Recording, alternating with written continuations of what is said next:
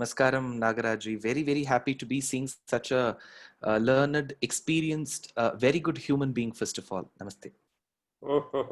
Thank you very much for that compliment. I'm same here. I am excited to talk to you. One of the highly learned, I would use the word English Pravachanakara in India. We have many Pravachanakaras in India, but most of them do it in regional languages like Hindi, Gujarati, Marathi, or Kannada, Tamil, Telugu. But very few are there who can do it in English. And Dushyant Sridharji, in my opinion, is the English Suta for this generation. English speaking Suta and English speaking Shuka also. Shuka for Parikshit, Vaishampayana for Janamejaya, and Suta for all the Shaunakadi Munis. Thank you for such blessings from a learned person. I'm very thankful to you, sir. Yeah. So, and we have a word called Pauranika, Correct. used for Ugrashravasa, who was also called as Suta. And we had this word Pauranika being used for a very, very long time, as recently as in the 11th century AD. In Telugu literature, the first kavya written in Telugu literature, Mahabharata by Nannaya, in the introduction to it, in the avatarika to it, he mentions, he describes the court of Vidyavilasa Goshti of Rajaraja Narendra, and he describes who all were sitting in the Goshti, and one of the categories he mentions is Pauranika. He says, and very interestingly, he uses the word Bharata Ramayana Dyaneka Purana Praveenulaina Pauranikulunu, he says. What is interesting in that is that Bharata and Ramayana are listed as Puranas, whereas traditionally Bharata is considered to be Itihasa and Ramayana is considered to be Itihasa. And they are not listed among Puranas, either in Mahapuranas or Upapuranas. But this regard, this documentation shows that, and it is done by Rajashekara also in Kavya Mimamsa. Rajashekara also considers Bharata and Ramayana to be Puranas only. And here he says, Bharata Ramayana Dyaneka Purana Praveenulaina Pauranikulu. So this profession of Pauranika, gradually people lost touch with, and for this generation, probably Vishnu, the Sthitikara, thought he needed an avatara in the form of Dushyant Sridhar. Through Dushyant Sridhar, he wanted to speak, create an English-speaking Pauranika. So that definitely is a great addition for this generation. Can you please give us a brief of how all this happened, how an English-speaking Pauranika Dushyant Sridhar emerged? Sure, sir. For example, I come from a very unconventional family background when you consider most of the Upanyasakas or Pravachanakartas, because I'm the only son to my parents, and my father studied in St. Joseph's in Bangalore. My mother studied in another very good college in Bangalore, Acharya Patashala, and then both of them, as far as I remember, my mother used to be listening to Harry Belafonte and ABBA and those kind of Beatles music while I used to remember. And my father was sporting a mustache. So in the conventional or the orthodox parlance, to think of an Upanyasakarta or a Pauranika's father sporting a mustache is not very, I would not say it's a good, right or wrong. It's not very traditional. So I come from such a unconventional background. Of course, they were very good human beings. They are pious people. They go to temples, but they are nowhere their hands can reach, can actually go to Puranas and Itihasas. So all that I have kind of learned or imbibed is because of twofold. One, because of the immense grace of the people who have taught to me, all my acharyas, be it Navalpakam Ramanuja Tatachar Swami, NSR Swami, he was the Padma Bhushan awardee and Mahamahopadhyaya. Then Srivat Sangachar Swami, who was a Mahamahopadhyaya, the erstwhile principal of Madras Sanskrit College. Karunakar Achar Swami, who's the Sri Bhashya Simhasanam, Saranath Achar Swami, Sauminarayana Achar Swami, and of course the 45th pontiff of Sri Ahobala Math. So all of these acharyas were towering personalities in their very own respect and very, very orthodox and stuck to the scriptures as much as possible. So it's their complete benevolence and grace that they showered on somebody who's coming from an unconventional background. So I didn't have a shikha then. Now I have a shikha, but I still have a crop. It is completely their grace, one. And second thing, sir, to speak, of course, your question was, how did this English pravachanam come into picture? See, my understanding is, sir, generally in the Vedic parlance, we treat most of the foreign languages as Mlecha Bhasha. We say that English is a Mlecha Bhasha, so is Greek and Latin. That was a thought. We are not ridiculing it. And in fact, in all the yajna karmas, if you will be completely aware, sir. So if somebody speaks in the telephone, suppose the Purohit speaks in the telephone, or he speaks in a language which is beyond Sanskritam, then there is a pariharam for that. He has to say Trivikrama Rik from Yajurvedam, and then he has to begin. So we have considered languages so much untouchable that we had to come up with a lot of parihara mantras for that, prayaschitta mantras. But in my understanding, sir, we have also had acharyas like Adi Shankara, Ramanuja, Vedanta Deshika, Madhvacharya, who largely dealt with Sanskritam as a language. But if you take up Vedanta Deshika, for instance, he has dealt with Tamil also. So he has written works in Tamil. He has written a work in Prakritam, and he has written in a combination of Tamil and Sanskrit called Manipravalam. So the reason why they came up with such languages was Vedanta Deshika himself states in 13th century, Bhasha Geetif Prashasta Bhagavati Vachanat Rajavachopacharat. So he quotes from Matsya Puranam and writes it. He says, if I have to praise the King of Kings, it doesn't matter in which language I praise. How I praise is more important.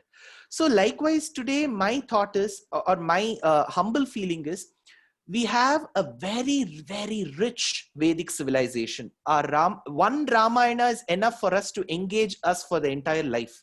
Imagine we study Ramayana, Mahabharata, the Puranas, the Dharma Shastras, and of course the Vedanta. And if the larger audience of this day, including people in India and abroad, may largely associate themselves with English as a better language, then why not use this language to come up with pravachanams?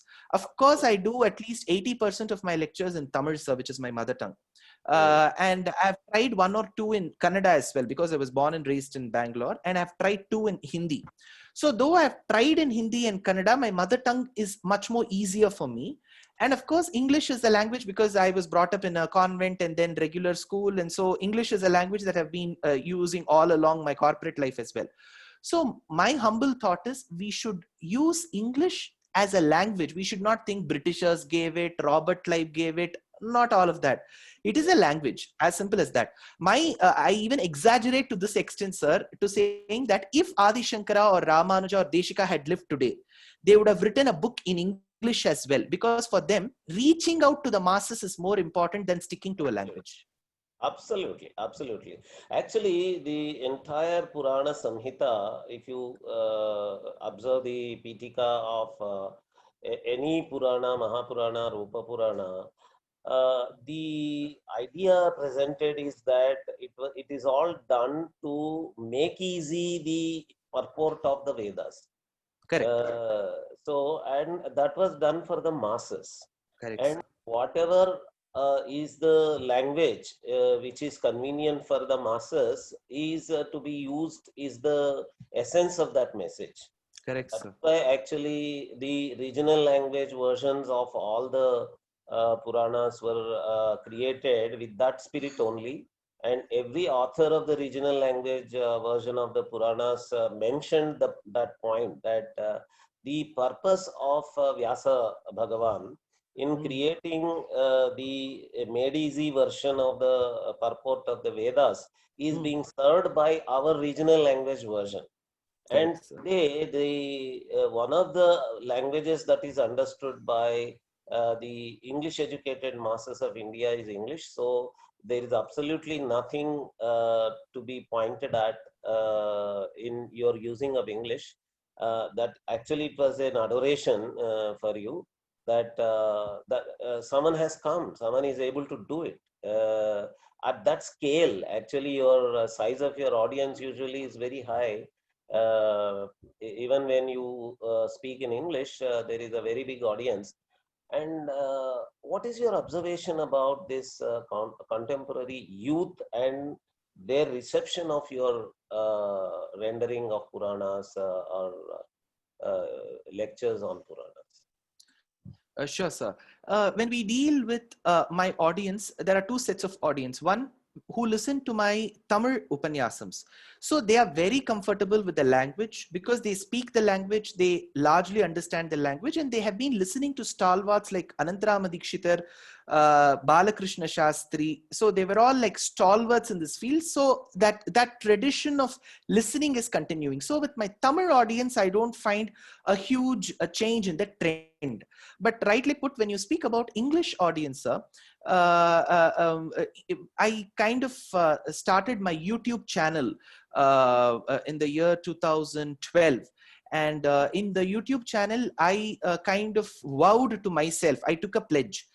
Whichever lecture I give, be it in English or Tamil, wherever be it in India or abroad, I will record the video and I will upload it for free in YouTube. I'm not talking about the COVID era now. Everybody, east, west, right, south, is putting it on YouTube, but I'm talking about 2012. So my thought was, if we don't make content free, because Valmiki and Vyasa have made content free for us, they have never used a copyright. So if I make only keep making money out of this, it may not be the right way. So I started putting it on YouTube. Now, what happens is YouTube, to the person who has registered for me, gives me analytics. So every month it will tell, every week it will tell who has listened, what is the age group, what is the gender, what is the average retention time. So generally my lectures are between 2.5 hours and 3 hours at a stretch, no interval. So 3 hours every lecture is. So it gives me the average retention time. Now, what I have noticed in the last 8 years from YouTube is, there is a very, very high increase in the 18 to 40 age group who are listening to me. So initially it was 6%, then 10%. Now I have close to 45% of the audience who are less than 40 who are listening. And there is no gender disparity. Both male and female are kind of equal there. And the average retention time, sir, today we say that the concentration span of the younger generation is not very high.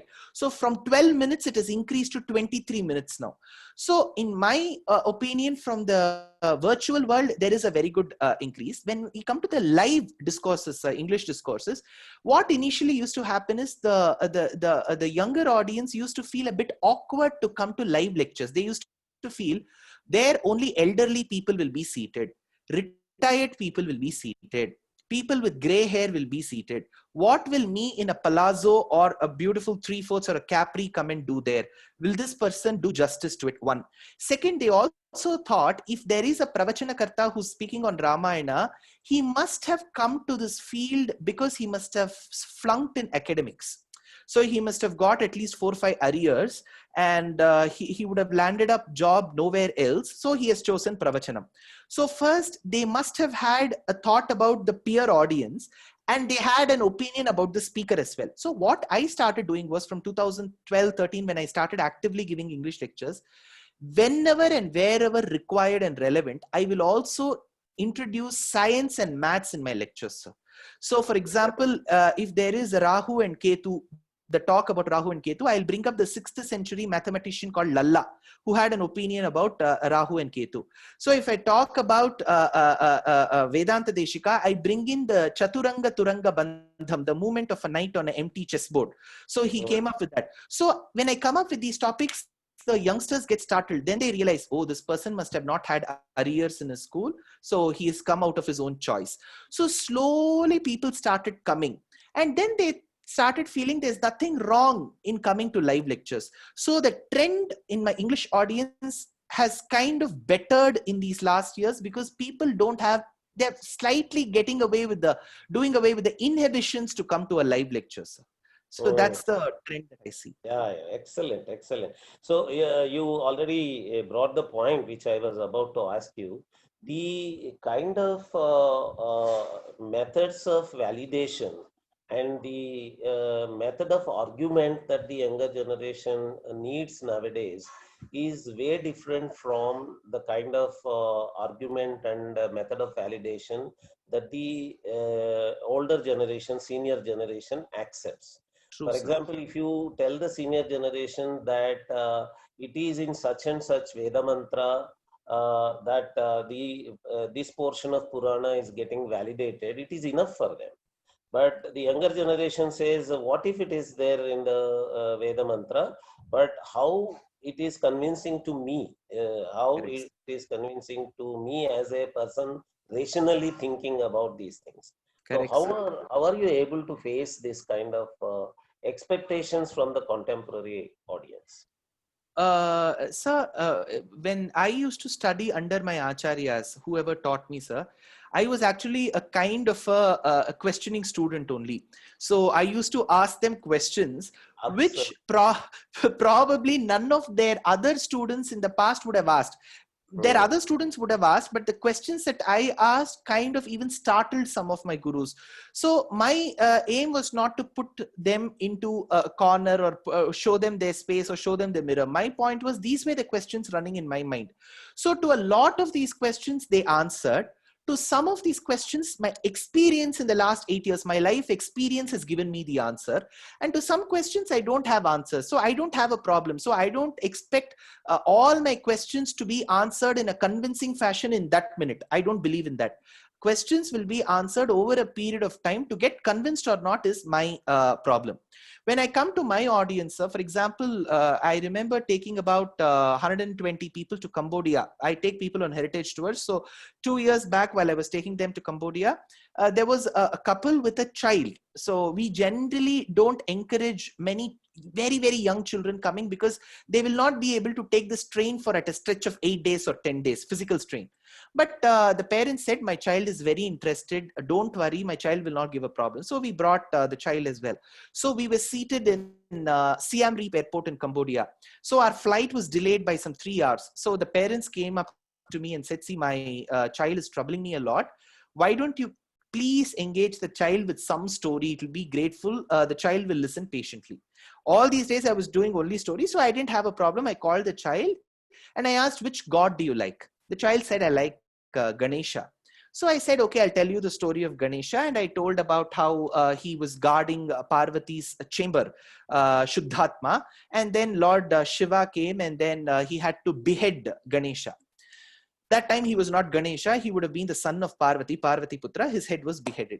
Then the very minute the child asked, okay, so he was beheaded, what happened next? Then I said, it was advised that Lord Vishnu bring the head of an elephant to fix it on the body of this boy. Immediately the child asked, if a head has to be fixed, why can't we fix the fallen head? Why should I go for an elephant's head?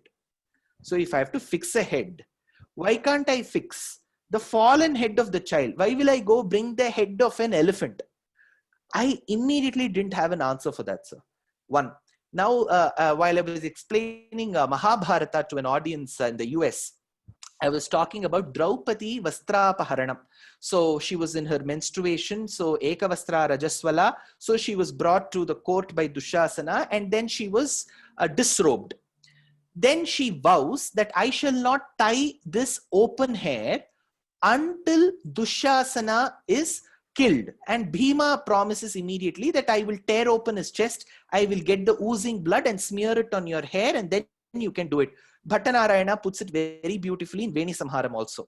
Now, while I was explaining all of this, one lady came up to me and said, see, you say that ladies should tie up their hairs when they do auspicious events. I said, yes, most of our ancestors followed that. Then she continued, if auspicious events, ladies have to tie their hair. Pancha Pandavas, they were headed by Yudhishthira, who was an Agnihotri. Second, he would have performed Shraddham for his father once in a year because Pandu was dead by then. So in the 12 years of Vanavasam and Ekavarsham of Ajnatavasam, he would have performed his Nitya Karma and whatever karma has been ordained in the Shastram. For all this, be it Agnihotram or be it for Shraddham, the wife has to stand with him. Now, if Draupadi's hair is open, how did Yudhishthira allow her to sit next to him? They asked. Now, I had to tell them, no, she vowed that she will not tie her hair. They said, that means every woman will take revenge on somebody and can open their hair. So, such kind of questions, to me, I won't have an answer immediately, sir. So, it takes little time for me to come up with an answer. Or at times, I even tell the audience, see, your question is right. I absolutely respect your freedom of questioning. I don't have an answer to it. Accept that. And the audience are very gracious. They say, okay, if you don't have an answer, it's okay. Instead of trying to cover it up, stating that if you ask such questions, you will go to Asita Patravanam or Kumbhi Pakam. So we should give them the freedom. And I feel if we tell them, sir, the audience today are very smart. They have the attitude to say that, okay, the speaker doesn't know the answer. It's okay. So what? Yeah. So I see, we are not, ultimately it's called a Vyasa Pitha. I agree, but we are not Vyasas. That is sincerity, and audience appreciate the sincerity. Yes, sir. Honesty on the part of the speaker. Do you notice this kind of tendency in the Tamil audience also, or do you see it only in the English audience? Sir, while we speak of the English audience, it's actually, to me, when I speak of English audience, it's very, very different from the English audience who attend a vocal Carnatic or an instrumental concert. If you take up a flautist or a Veena artist who go abroad to Germany, France, Finland, the foreigners come sit and listen and enjoy the music. For them, it's only music. But since I'm a speaker, I'm put under the quotation, it's called religious speaker. So what happens is, even if I have traveled to 22 countries besides India.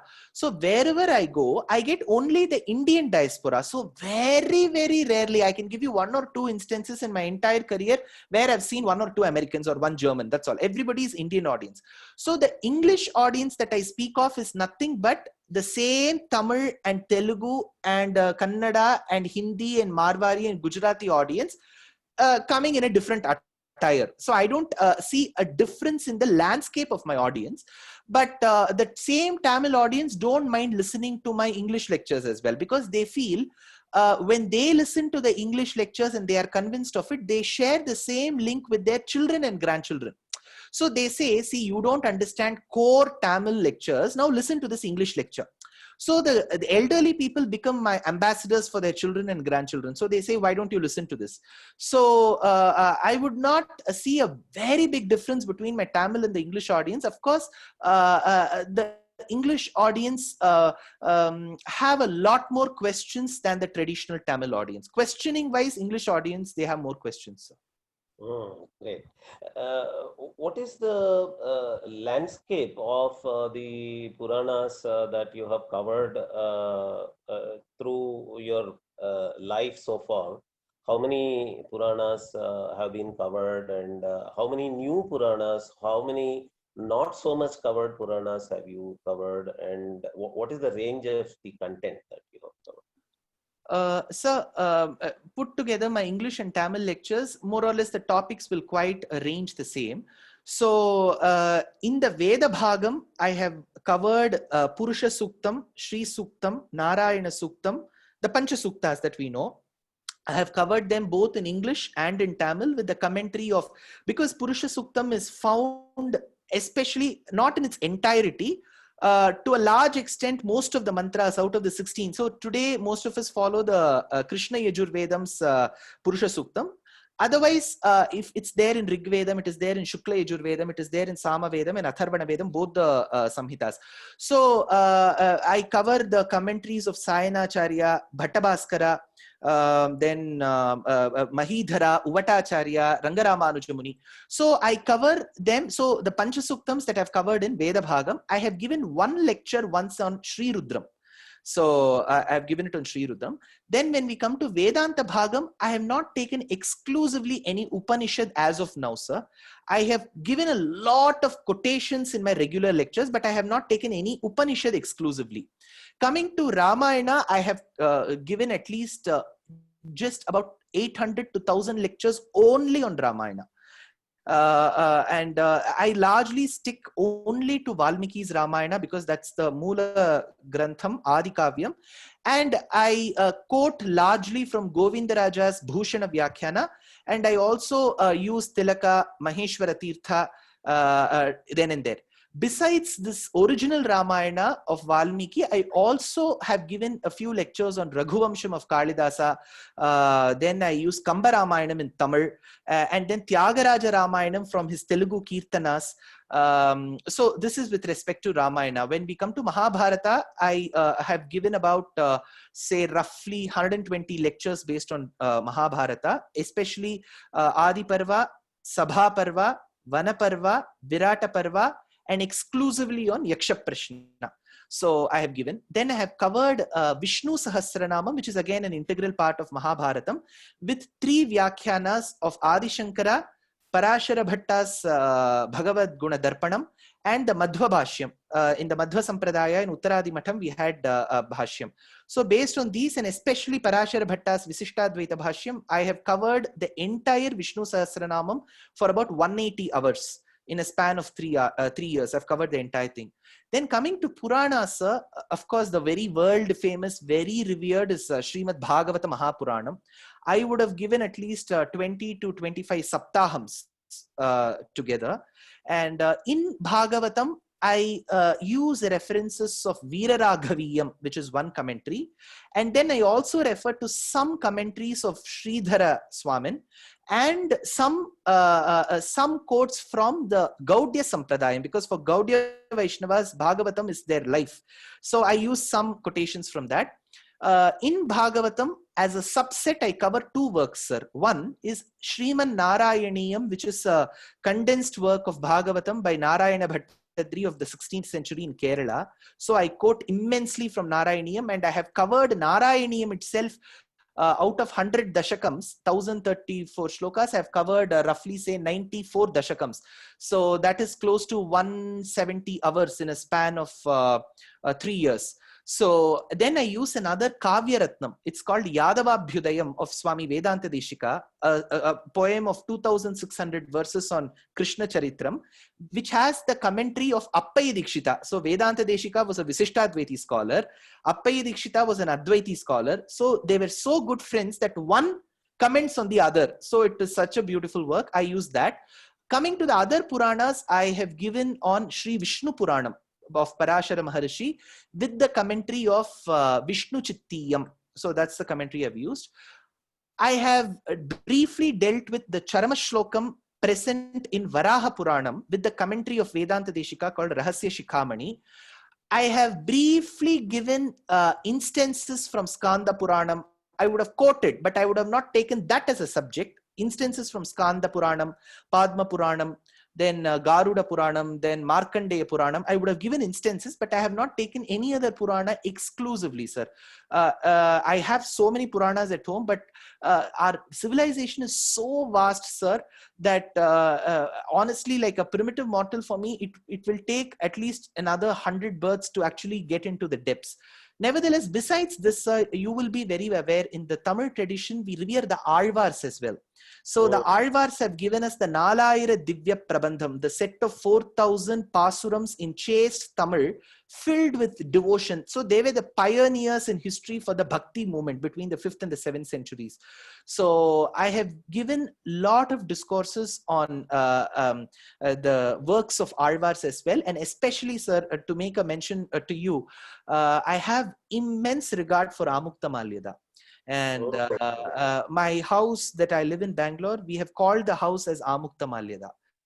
So, Mm. and whenever I take yatris on yatra to the Divyadeshams in Andhra and Telangana, I make sure I take them to Kakulandra Vishnu temple. Mm. Because that was the place he mentions, Krishna Devaraya mentions. And Amukta Malyada, I'm in love with the language and I'm in love with the way he has presented Andal's life and Periyarvar's life with such love. So even in my Tamil lectures, when I collaborate with musicians to make it a Harikatha, I request and ensure that we sing verses of Amukta Malyada. So that shows of, because Bharadiyar, the Tamil poet, says, Sundara Teluginil Pattisaithu. He tells in Mm. Tamil that Telugu is such a beautiful language. Yes. So I think this kind of mutual adoration that we should have for Indian languages will help our languages prosper. Mm. Mm. And this, there are occasions Hmm. throughout the year where they request for a particular topic to be covered. For example, during Dhanur Masam, they ask for Tirupavai. Correct, And sir. during rainy season, if there is a drought, people ask for Virata Parvam and all such Correct, occasions. sir. So, were you doing this Tirupavai Pravachanams also? Or? Sure, sir. From the year 2011 till year, I haven't missed a year on Tirupavai. So I do it in TV channels and I also do it in live stages. So I must have given at least roughly 400 lectures just on Tirupavai. Just on Tirupavai. So this year also I'm doing it in collaboration with somebody in the US. So Tirupavai is like, because Andal is the only lady saint in the Alvar, sir. All others are men. So our acharyas have commented that she is the most pampered child of the entire Alvar. So all of them love her so much. So inadvertently, even if a general Vaishnava doesn't know the remaining 3,970 pasurams, they will surely know Andal's Tirupavai, because the work is so close to one's heart. Just not in Dhanur Masam, as rightly you said, even on the other days, Tirupavai has been given such adoration. So Tirupavai I've handled. I have also handled Tirupallandu. I've handled Thiruvaimozhi. I've handled Munivahana Bhogam, which is a commentary on Tirupanalvar's work by Vedanta Deshika. So I've Oh, covered these topics. oh, yeah. Okay. So that's really Munivana Bhogam is a really historical thing for Vedanta Deshikacharya to have covered such a book by True. Tirupanavar. Yeah. It speaks so much about our inclusionist approach in True, sir. tradition and all that.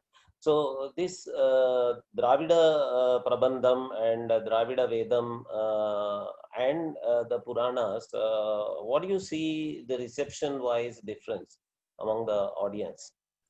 Do they like the Dravida Vedam and Dravida Prabandham kind of things, or the Sanskrit Puranas the most? Actually, when I present these Tamil works, largely I do it only to the Tamil audience. I have quoted many of these Tamil pasurams in my English lectures as well, but I have not taken an exclusive lecture on Tirupavai in English, because people who speak Tamil, and there are many Vaishnavas in the Andhra country and the Karnataka country as well. So you must have heard of Hebbar Iyengars, Mandyam Iyengars. So they also speak a broken Tamil. For example, if you come across Chittoor district, they don't speak pure Telugu. There'll be some mix. Likewise, if you go to Palakkad in Kerala, they don't speak Malayalam. They speak a mix of Tamil and Malayalam. So you will have Vaishnavas who speak a concocted Tamil as well. But even to them, when I speak on the works of Alvars, they actually get very emotional, sir. More than relating to it, they get very emotional. Because in my analysis, what I found is we believe that the quintessence of Vedas and Vedanta was put forth by the Alvars in Tamil Prabandham. There's no doubt. Vedam Tamil Shaidam Maran. Because Vedanta Deshika tells that each of these pasurams is like the Rig Vedam, Yajur Vedam. He equates that in Dramidopanishad Tatparya Ratnavali. It's a beautiful work by Vedanta Deshika where he has presented how every pasuram speaks about Vedam. So there's no doubt. But when Alvars present the quintessence, they add a lot of devotion to it. So Nammalvar says, oh, you are the one who is pervaded everywhere. So Vyapakatvam. So then he says that you are the one who's adept, Sarva Shaktitvam. So then he says, you know everything, Sarva, so he's the Jnata, so Sarvajnatvam. And then he says, I miss you a lot. So this I miss you a lot adds the devotion, sir. So Vedam tells Ajayamano, Bahudha Vijayate, everything great about the Lord. But when you move towards the Alvars, it is greatness as well as a lot of humility, sir. So they say that to praise such a Lord, who am I? What am I? So the moment I say such lines, forget the audience, even I feel a lot emotional, because what kind of devotion they had, despite their social backgrounds, sir. Because in Alvars, except maybe Periyalvar, Madhura Kavi Alvar, and Tondaradipudi Alvar, the remaining were all people from the non-Brahmin caste. So they were not Brahmins. So if they have to say that devotion, we should see what kind of devotion we had across Varnashramas. So it was not restricted only to the Brahmana Varna. It was across Varnas. And that makes me and the audience also very emotional, sir. There's one interesting question I found from some Western academia about bhakti. There was one Australian eco-village created by Gaudiya Vaishnavas, ISKCON people. And this Indologist was mentioning that, and he was saying, how can they call their village as Vedic village? Bhakti is not Vedic. Bhakti is not there in the Vedas, original Vedas. What's your reaction to that? So, for example, they may, at a very preliminary phase, their argument may seem right. Because if they give the word bhakti, and I put Rig Veda, Yajur Veda, Sama Veda, Atharvana Veda on my computer, and I put Control F and start searching, I will not get the word bhakti there. So, bhakti is an evolved concept. So, it's an evolved concept. But bhakti is present in hidden layers. It is present between lines. For example, let us take this verse from Vedam, sir. Nityo nityanam chetanas chetananam eko bahunam sa vidadati kaman, tells Upanishad. So my Acharya used to state, keep the lingam separate. So you keep all the singular one side, plural one side. Nityo nityanam chetanas chetananam, take nitya, chetana, and on the other side, nityanam chetananam. So what they say is, to the many chetanas which are eternal, there is one super eternal person who's the Paramatma. So there is a relationship between the Paramatma and the Jivatma. What is that relationship? That is where we evolve into Pranavam. Akara, Ukara, Makaram. We say that there is a Aya Shabdam, there is a Lupta Chaturthi there, which tells that it is connected. So Akarartho Vishnur Jagadudaya Raksha Pralay Krita tells Parashara Bhatta. So in my knowledge, to say that the concept of bhakti is absent in the Vedas and Vedanta is absolutely falsehood. It is present, but it is in like how they say prachannam. It is hidden, latent heat, we call it in physics. It is hidden somewhere. But what happened, our acharyas, alvars, and all the saints, they extracted the Vedam, like how Vedanta Deshika tells, Lord is like a sugar cane. Prapadyetam girim prayaha Srinivasa anukampaya ikshusara shravantyeva. So all our acharyas have squeezed the Vedas, and the extract which is emerged as bhakti has been put into the later literature. So to say that bhakti as a concept is absent in the Vedas and Vedantas is wrong, but to say that it is slightly hidden and not very, very open may be true. But one thing that we need to understand is, sir, for example, when we speak of Ramayana, we say Veda Vedye Pare Pumsi Jate Dasharathatmaje Veda Prachetasa Dasit. So if Vedas took an incarnation, it was the incarnation of Ramayana. When we talk of Bharatam, we say Bharata Panchamo Vedaha. When we talk of Bhagavatam, we say Nigama Kalpataroho Galitam Phalam. So, be it Bhagavatam, Vishnu Puranam, Mahabharatam, or Ramayanam, which are the seeable branches, leaves, fruits of the tree, just because I see only Ramayanam, Bhagavatam, Bharatam, I cannot say that the roots are absent. So, the roots are Vedas and Vedantas, which are not visible to our eye.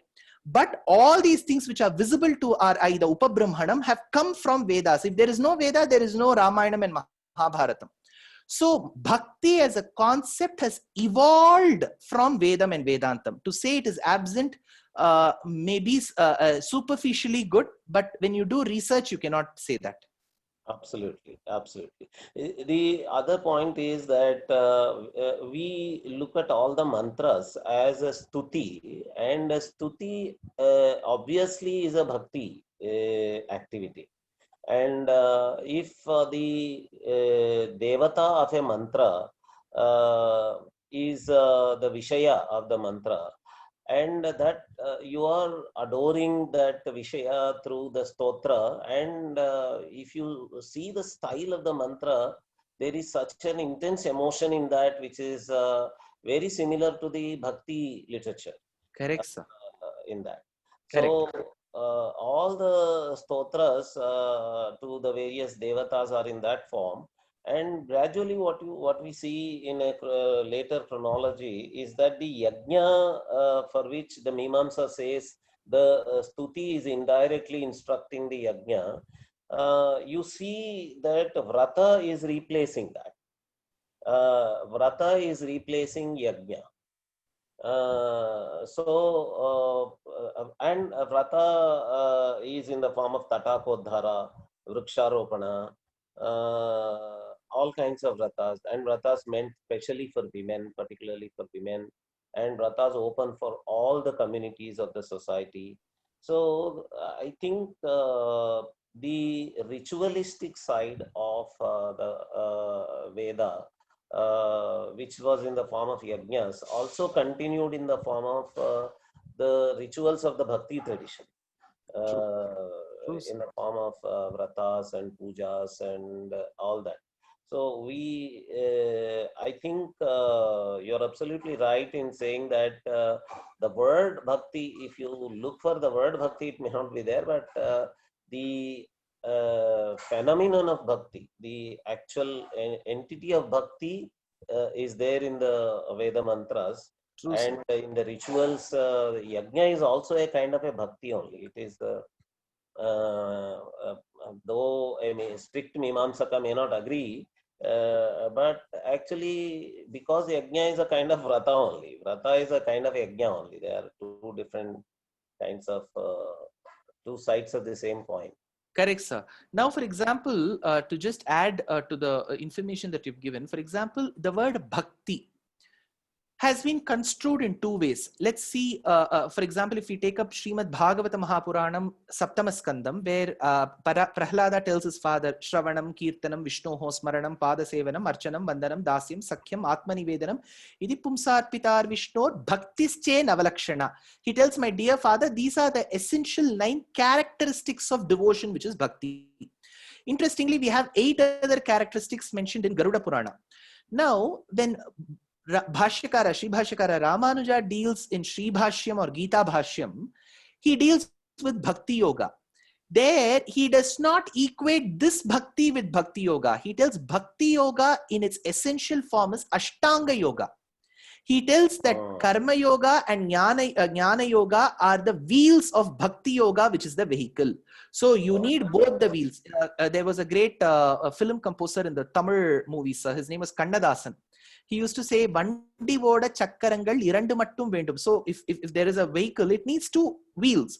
So one is Karma Yoga and the other is Jnana Yoga, but the vehicle is Bhakti Yoga put together. And to Ramanuja's very clear understanding, Bhakti Yoga is essentially Ashtanga Yoga, which develops, matures into 3 stages: Parabhakti, Parajnana, Paramabhakti. So this is what he tells. Of course, whatever we speak of garlanding the god, kind of grinding the sandal paste, sweeping the floor, all this is very good service to the temple. But in the Brahma Vidya parlance, this alone is not bhakti. To sit in yamam, niyamam, asanam, pranayamam, pratyaharam, dharana, dhyanam, samadhi, that coupled with love becomes bhakti yoga. So if the Westerners or the group of people who had questions on the Vedic village, for them bhakti is just love. That love anybody can have. So my mother loves me, I love my parents, I love my daughter, I love my wife. That is a basic love. But this is at a different stage what Alvars and all our acharyas have experienced. So this is coupled with Ashtanga yoga. So in my understanding, they feel that our understanding of bhakti is wrong because it's not Vedic. In my understanding, their understanding of bhakti itself is wrong because bhakti is just not love, it is more than love. Yes, absolutely. So on that basis, considering Dravida Vedam as Vedam is absolutely justified, because what Dravida Vedam is doing is just giving a Tamil version and Bhakti version of the Veda mantras only. So it Correct. is not artificial. Considering Dravida Vedam as Vedam is not at all artificial. It is not concocted. It is well founded in the Vedic tradition itself. And considering the entire Dravida Prabandham and using them in the temples, using all the Dravida Vedam and Dravida Prabandham literature in the temples for rituals is absolutely justified, because there is this connection. There is ekavakyata between the two, is what I see. And so you two have agreed about that. Sure. So, before we wind up, what is your message to the contemporary generation with regard to their approach to Puranas? Their usual question is, how can I get them? Where are they available? Without even Dushyant Sridharji coming and giving a pravachana, if I have to do it on my own, how do I approach these things? One, let's deal with the works first. So you brought in the picture of Ramayana, Mahabharata, the Puranas. So how will that be relevant to the current generation? So the younger generation is, of course, asking the pertinent question.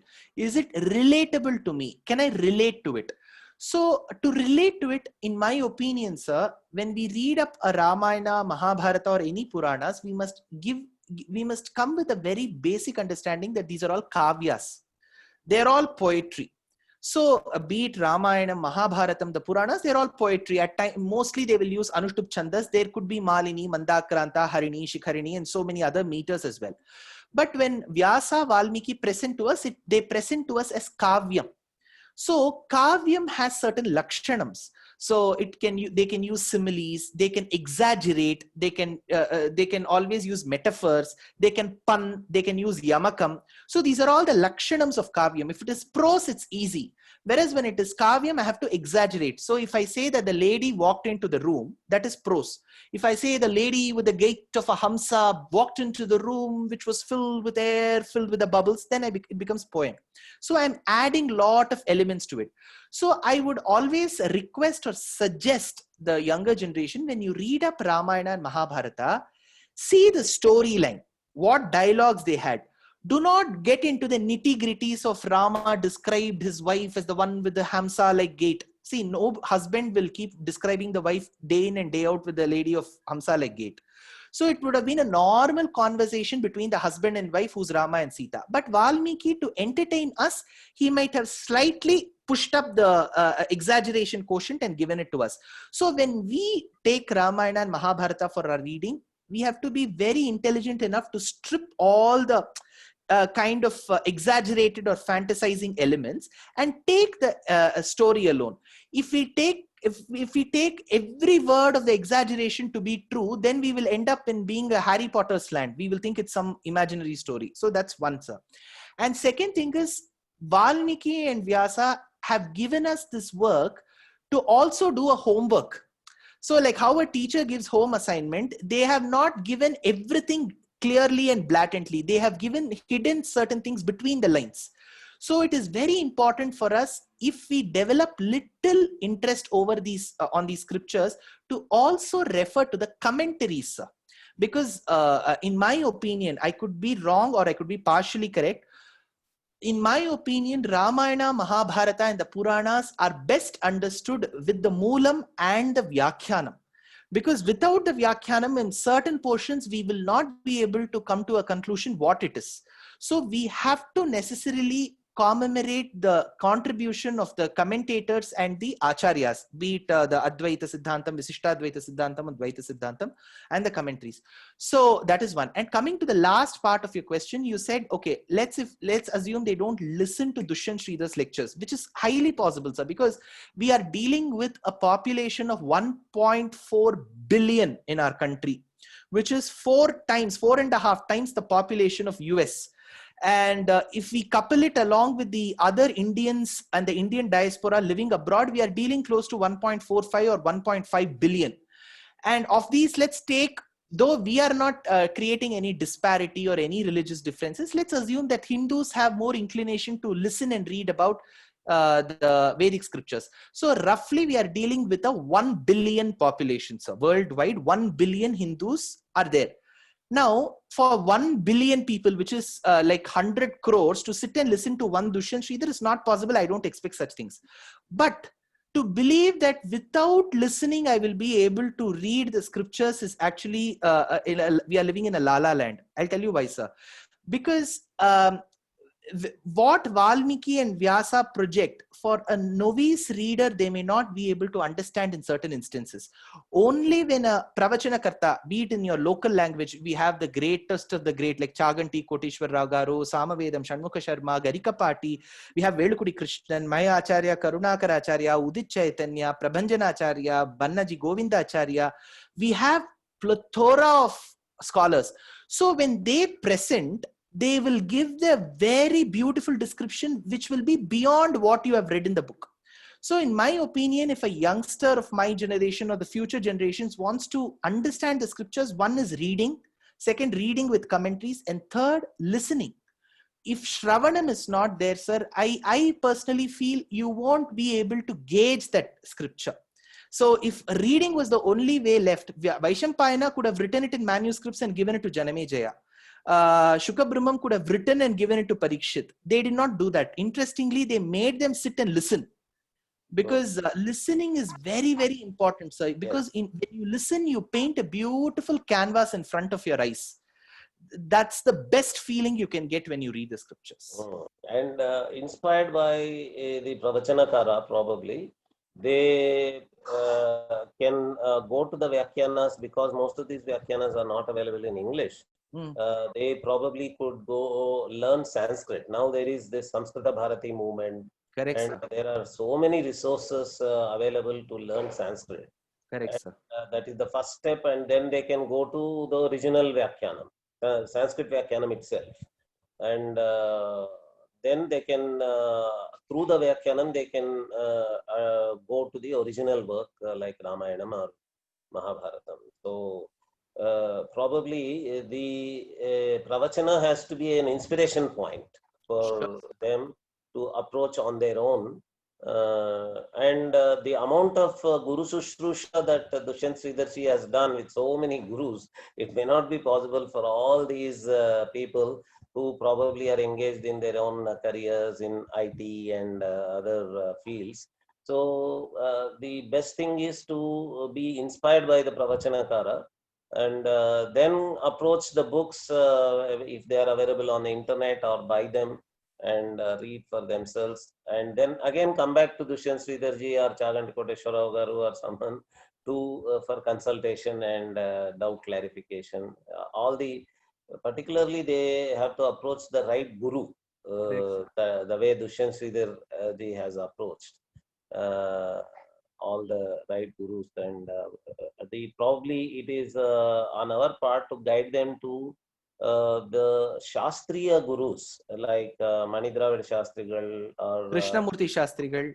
Krishnamurti Shastrigal. All these traditional gurus, they have to be told about them, that such Shastriya gurus are there. You have to go to Shastra gurus, and they are the ones who guide you properly to these books. Something has to be done. I think we at Indic Academy, we are trying to connect these people, the modern audience, modern universities with the Gurukulas, with the Shastriya gurus and all that. We have to evolve all possible methods to connect these two systems and provide them the ability to become new Dushyant Sridhars on their own. That is Yeah, that is We have a plethora of guiding scholars. So for example, yourself, you have come in a vamsham where your father, your grandfather were completely devoted to the civilization. So you have come in that vamsham. For example, we have Krishnamurti Shastrigal's son. You will know, he works with IIT Powai. yeah. So he's a great scholar. Sir, there is no dearth for scholars, but what happens is, sir, uh, the youngsters may not be even aware that such scholars exist. So and they a lot of them will have the inhibition. Arey, what am I, how can I approach that man? That man must be very traditional, will he accept me? So we should say that such scholars come with a lot of humility as well. So I'm sure the people whom we have spoken about, they are so humble.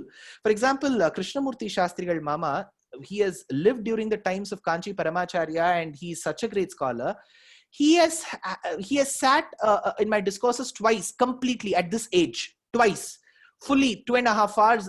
An old person not moving away from his place speaks about the magnanimity with which they come. So I feel, yes sir, of course Indic Academy is doing a wonderful job. Probably we should link up the youngsters to the traditional scholars, so that they don't feel the disparity. They should feel that, well, he's my friend, I can learn from him. That kind of approach, if it comes, sir, I think a lot of it will become a movement, like how we had this green revolution, milk revolution. We will have even Vedic revolution. Yes, yes, yes. So that with that wonderful word, Vedic revolution, I think we can take leave of the contemporary uh, polyglot scholar Pauranika, the contemporary Ugrashravasa, and Dushyant Sridhar Garu. Thank you so much, sir. Namaskar. Thank you so much, sir. Namaste.